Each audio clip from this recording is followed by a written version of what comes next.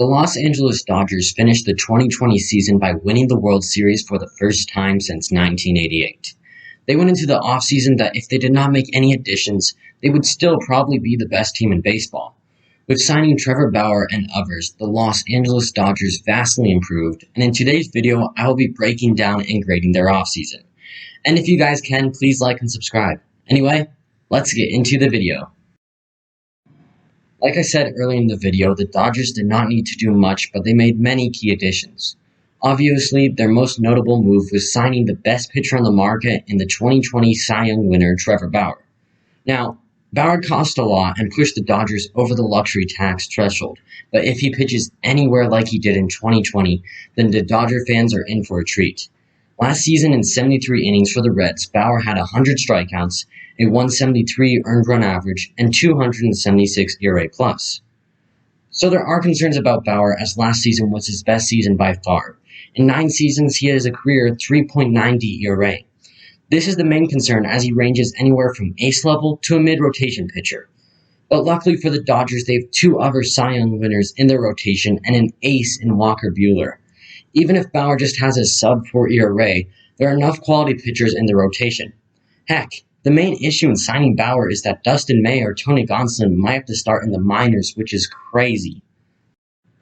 In the bullpen, they made a few key additions as well.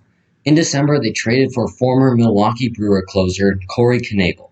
In 2017, Knebel was one of the best closers in all of baseball, having a 1.78 ERA and 39 saves in 76 innings while making the All-Star game. In 2018, he was also a stud, having a 3.58 ERA, but he lost his closer spot to Josh Hader. Since then, Knebel has struggled with injuries as he missed all of 2019 and struggled in a limited sample size in 2020. Instead of non-tendering him, the Brewers traded him to the Dodgers for a player to be named later.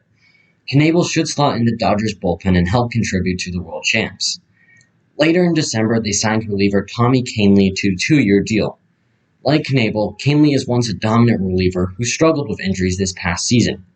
In fact, Kahnle will miss all of next season because of Tommy John surgery.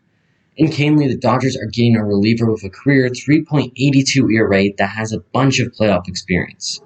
While losing him to an injury does hurt, he would have commanded more money last offseason, and this is why they signed him to a 2-year deal. And then in January, they re-signed reliever Blake Treinen to a 2-year deal. In 2018, with the Oakland Athletics, Treinen put together one of the most dominant seasons by a reliever in all of baseball history, having an insane 0.78 ERA in 80 innings and 100 strikeouts, finishing 6th in American League Cy Young voting, which is crazy for a reliever. But in 2019, he struggled, and the Athletics cut him loose, prompting the Dodgers to sign him to a 1-year deal. While he did not pitch like he did in 2018, he still had a good season, having a 3.86 ERA and being a solid reliever in their playoff run. And the last major addition they made on the pitching side was acquiring Phillies reliever Garrett Cleavinger. Currently, he's competing for a spot in the bullpen this spring training. On the offense side, they only made 2 additions, but they were noteworthy. First, they signed third baseman Justin Turner. Since signing a minor league deal with the Dodgers in 2014, he's been one of the best players in baseball.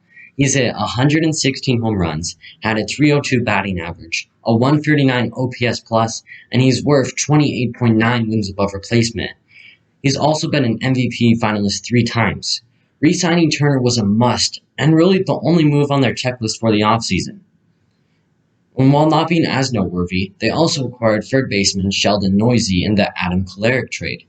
As he is 26 years old, Neuse should slot in on the Dodgers bench.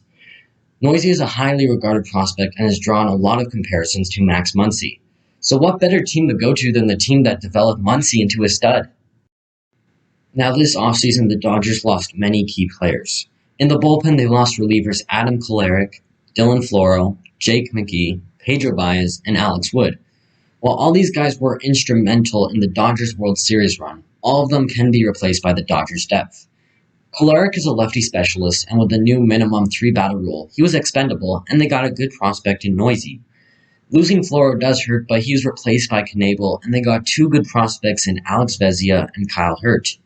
McGee was aging, and Baez had been inconsistent as a Dodger, and Wood has injury concerns. While losing these guys would be a huge blow to many teams, the Dodgers have enough depth to withstand it. On the offense side, they lost two huge components in Jock Peterson and Enrique Hernandez. Hernandez has been a stud utility man since making his Dodger debut in 2015, and he can play almost anywhere and be above average offensively and defensively. Before the Dodgers and Hernandez, the parting was a win-win for both teams, and I say this as a Dodger fan who is sad to see him go. He gets more playing time and a good contract with the Red Sox, while the Dodgers replace him with prospect Zach McKinstry, and it gives more playing time for prospect Gavin Lux.